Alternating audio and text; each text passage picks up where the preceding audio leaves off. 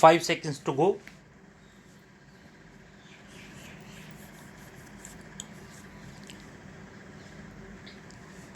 Start. Learned counsel for the appellants argued his case and submissions were made by him. We may make it clear at the outset that none of the appellants belonged to the category of either SC, ST or ex-serviceman, and their claim is also not against these categories. Hence, we consider it unnecessary to consider the validity of selection of the candidates made in these two categories. In other words, we confine our consideration to the validity of selection of the candidates made in the general category.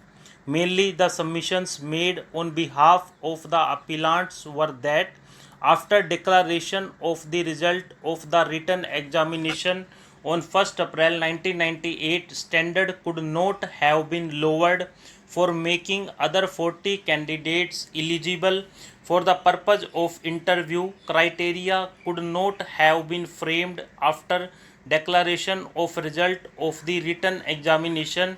Maximum 21 candidates could have been called for interview in the ratio of 1:3 in the general category on the basis of the merit of the written examination, whereas out of 78 candidates whose result was declared on 1st April 1998, more than 60 candidates from the general category.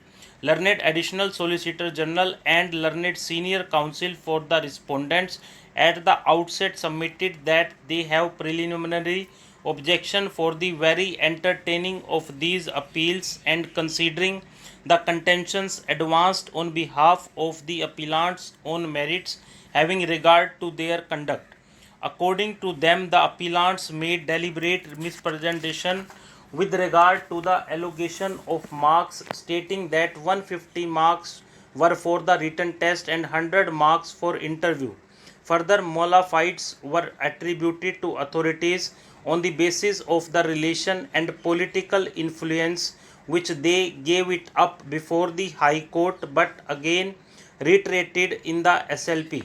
According to the learned counsel, these two grounds are good enough to dismiss the appeals by revoking leave granted without examining them on merits.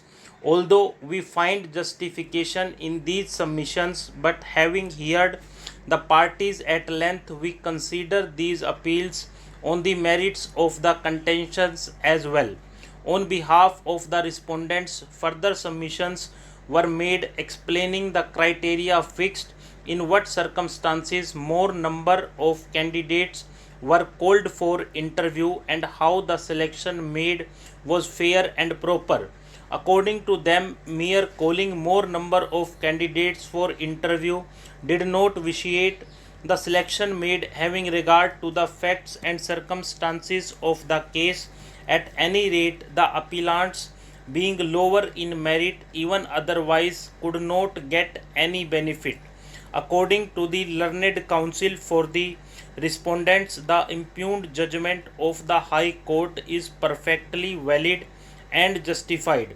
They also submitted that pursuant to the selection made, the selected non-official respondents have been continuing in service since May 1998, that is, they are continuing in service for about 5 years by now, and as such these are not the fit cases for exercise of jurisdiction under Article 136 of the Constitution of India to interfere with the impugned judgment and order.